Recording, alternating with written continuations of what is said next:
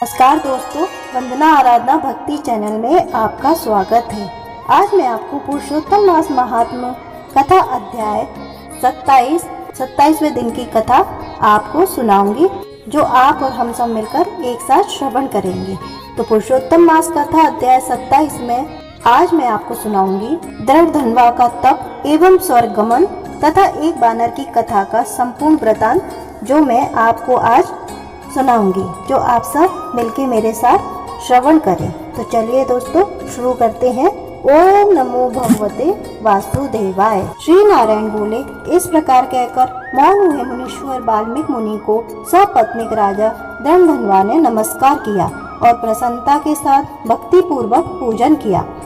उस राजा दृढ़धन्वा से की हुई पूजा को लेकर आशीर्वाद को दिया, तुम्हारा कल्याण हो, पापों का नाश करने वाली सरयू नदी को मैं जाऊंगा। इस समय हम दोनों को इस प्रकार बात करते सायंकाल हो गया है। यह कहकर मुनि श्रेष्ठ वाल्मीकि मुनि शीघ्र चले गए।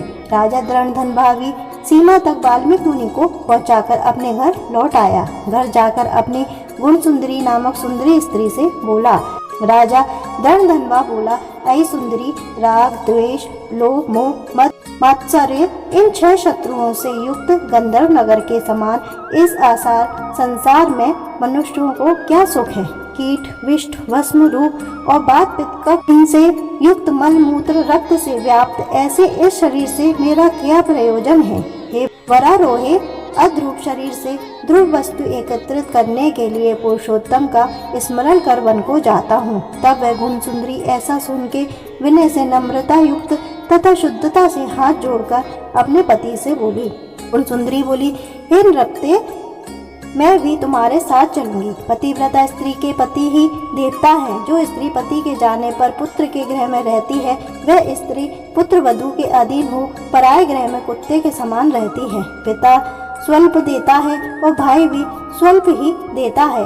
अत्यंत देने वाले पति के साथ कौन स्त्री न जाएगी। इस प्रकार प्रिय की बात को स्वीकार कर पुत्र का अभिषेक कर स्त्री सहित शीघ्र ही मुनियों से सेवित बन को गया। दोनों स्त्री पुरुष हिमालय के समीप गंगा जी के निकट जाकर पुरुषोत्तम मास के आने पर दोनों काल में स्नान करने लगे। हे नारद, वह पुरुषोत्तम मास को प्राप्त कर विधि से पुरुषोत्तम का स्मरण कर भार्या सहित तपस्या करने लगे।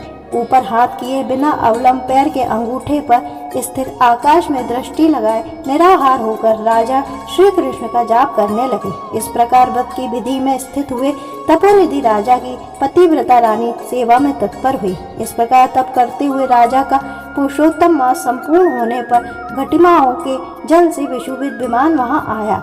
ऐसे तत्काल आए हुए पुण्यशील और सुशील सेवित विमान को देख स्त्री सहित राजा आश्चर्ययुक्त हो विमान में बैठे हुए पुण्यशील और सुशील को नमस्कार किया। पुनः वे स्त्री सहित राजा को विमान में बैठने की आज्ञा दिए। स्त्री सहित राजा विमान में बैठ के सुंदर नवीन शरीर धारण कर तत्काल गोलोक को गए। इस प्रकार पुरुषोत्तम मास में तप करके भय रहित लोक को प्राप्त होकर हरि के निकट आनंद करने लगी। और पतिव्रता स्त्री भी पुरुषोत्तम में तप करते हुए पति की सेवा कर उसी लोक को प्राप्त हुई। श्री नारायण बोले, हे नारद, मेरी एक जिह्वा है, इस समय इसका क्या वर्णन करूं। इस पृथ्वी पर पुरुषोत्तम के समान कुछ भी नहीं है। सहस्त्र जन्म में तप करने से जो फल प्राप्त नहीं होता, वह फल पुरुषोत्तम के सेवन से पुरुष को प्राप्त हो जाता है। श्री पुरुषोत्तम मास में बुद्धिपूर्वक अथवा अबुद्धिपूर्वक किसी भी बहाने यदि उपवास, स्नान, दान और जप आदि किए जाए तो करोड़ों जन्म पर्यंत किए पाप नष्ट हो जाते हैं। जैसे दुष्ट बंदर ने अबुद्धिपूर्वक 3 रात तक पुरुषोत्तम मास में केवल स्नान कर लिए तो उसके पूर्व जन्म के समस्त कर्मों का नाश हो गया और वह बंदर भी दिव्य शरीर धारण कर विमान में चढ़कर जरा मरण रहित गोलोक को प्राप्त हुआ। इसलिए यह पुरुषोत्तम मास संपूर्ण मासों में अत्यंत श्रेष्ठ मास है, क्योंकि इसने बिना जाने ही पुरुषोत्तम मास में किए गए स्नान मात्र से दुष्ट वानर को हरि भगवान के समीप पहुंचाया।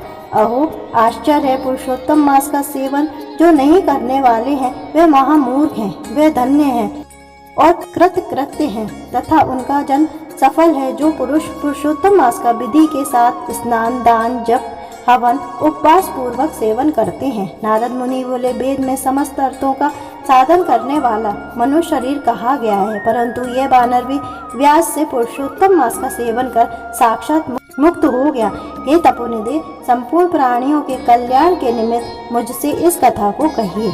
इस वानर ने 3 रात्रि तक स्नान कहाँ पर किया? यह वानर कौन था? आहार क्या करता था? उत्पन्न कहाँ हुआ? कहाँ रहता था? और श्री पुरुषोत्तम मास में व्यास से उसको क्या पुण्य हुआ? यह सब विस्तार से सुनने की इच्छा करने वाले मेरे से कहिए। आपसे कथा अमृत श्रवण करते हुए मुझे तृप्ति नहीं होती है। श्री नारायण बोले, कोई केरल देश का अत्यंत लालची, शहद की मक्खियों के समान धन में प्रेम रखने वाला, सर्वदा धन के संचय करने में तत्पर रहने वाला ब्राह्मण था।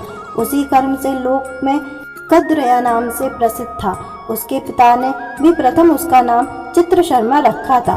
उस कद्रया ने सुंदर अन्न, सुंदर वस्त्र का किसी समय उपभोग नहीं किया। उस कुबुद्धि ने अग्नि में आहुति, पितरों का श्राद्ध भी नहीं किया, यश के लिए कुछ नहीं किया और आश्रित वर्ग का शोषण नहीं किया। अन्याय से धन को इकट्ठा कर पृथ्वी में गाड़ दिया। माघ मास में उसने कभी तिल दान नहीं किया। कार्तिक मास में दीपदान और ब्राह्मणों को भोजन नहीं कराया। वैशाख मास में धान्य का दान नहीं किया और व्यतीतपात योग में स्वर्ण का दान नहीं किया। वैतृत्व योग में चांदी का दान नहीं किया और ये सब दान कभी सूर्य संक्रांति काल में नहीं दिए। चंद्र ग्रहण, सूर्य ग्रहण के समय न जप किया, न अग्नि में आहुति दी। सर्वत नेत्रों में आंसू भरकर दीन वचन कहा करता था। वर्षा, आयु, आताप से दुखित, दुबला और काले शरीर वाला वह मूर्ख सर्वदा धन के लोभ से पृथ्वी पर घूमता रहता था। कोई भी इस पामार को कुछ दे देता, इस तरह बार बार कहते हुए गौ के दोहन समय तक कहीं भी ठहरने में असमर्थ था। लोक के प्राणियों के धिक्कारने से जला हुआ और उद्घना मन से होकर घूमता था। उसका मित्र कोई वेनेचर वाटिका का मालिक था। उस कद्रया ने उस माली से बार बार रोते हुए अपने दुख को कहा, नगर के वासी मेरे नित्य तिरस्कार करते हैं, इसलिए उस नगर में मैं नहीं रह सकता हूँ। इस प्रकार कहते हुए उस कद्रया ब्राह्मण के अत्यंत दीन वचन को सुनकर माली दयाचित्त हो गया। शरण में आए हुए उस दीन ब्राह्मण पर माली ने दया कर कहा कि हे कद्रया, इस समय तुम इसी वाटिका में वास करो। नगर वासियों से तिरस्कृत हुआ वह कद्रया उस माली के वचन को सुन प्रसन्न होकर उस वाटिका में रहने लगा। नित्य उस माली के पास वास करता और उसकी आज्ञा का पालन करता था। इसलिए उस कद्रया में माली ने दृढ़ विश्वास किया और उस कद्रया में अत्यंत विश्वास होने के कारण माली ने उस कद्रया ब्राह्मण को अपने से छोटे बगीचे का माली बना दिया। इसके बाद उस माली ने यह निश्चय किया कि कद्रया हमारा आदमी है, इसलिए वाटिका की चिंता को छोड़कर राज मंदिर का सेवन किया।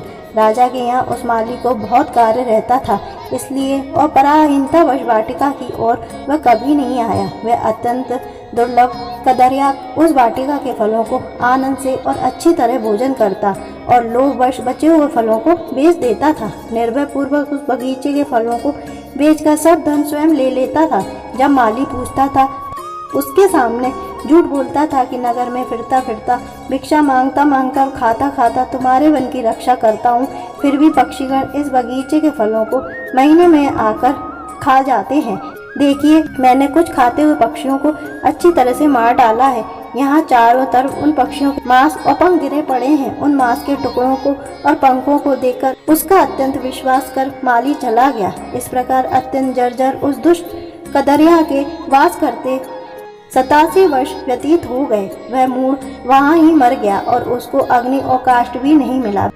बिना भोगे पापों का नाश नहीं होता है, ऐसा वेद के जानने वाले कहते हैं। इस कारण हाहाकार करता हुआ यमदूतों के मुद्गर से आघात से पीड़ित कष्ट के साथ अत्यंत भयंकर दीर्घ मार्ग को गया। पूर्व में किए हुए कर्मों को स्मरण करते हुए और प्रलाप करता हुआ तथा बुद्ध अक्षरों में कहते हुए कि अहो आश्चर्य है, मुझ दुष्ट कद्रया के अज्ञान को देखिए। कृष्ण सार से युक्त पवित्र इस भारत खंड में देवताओं को भी दुर्लभ मनुष्य शरीर को प्राप्त कर मैंने धन के लोभ में क्या किया, अर्थात कुछ भी नहीं किया। मैंने जन व्यर्थ में खोया तथा मैंने बहुत दिनों में जो धन संचय किया था वह धन तो पराधीन हो गया। इस समय काल पाश में बंधा पराधीन होकर क्या करूं? प्रथम मनुष्य शरीर को प्राप्त कर कुछ भी पुण्य कर्म नहीं किया, ना तो दान दिया, ना अग्नि में आहुति दी, ना हिमालय की गुफा में जाकर तपस्या की, मकर के सूर्य होने पर माघ मास में ना गंगा के जल का सेवन किया, पुरुषोत्तम मास के अंत में 3 दिन उपवास भी नहीं किया और कार्तिक मास में तारागण के रहते प्रातः स्नान नहीं किया। मैंने पुरुषार्थ को देने वाले मनुष्य शरीर को भी पुष्ट नहीं किया। अहो आश्चर्य है, मेरा संचित धन पृथ्वी में निरर्थक गड़ा रह गया। दुष्ट बुद्धि होने के कारण जीवन पर्यंत जीव को कष्ट दिया और मैंने जठर अग्नि को भी कभी अन्न से तृप्त नहीं किया। किसी पर्व के समय भी उत्तम वस्त्र से शरीर को आच्छादित नहीं किया। ना तो जाति के लोगों को, न बांधवों को, न स्वजनों को, न बहनों को, न दामादों को, न कन्या को, न पिता माता छोटे भाई को, न पतिव्रता स्त्री को, न ब्राह्मणों को प्रसन्न किया, न लोगों को एक बार भी मिठाई से कभी तृप्त किया। इस प्रकार विलाप करते हुए उस कदरिया को यमदूत यमराज के समीप ले गए।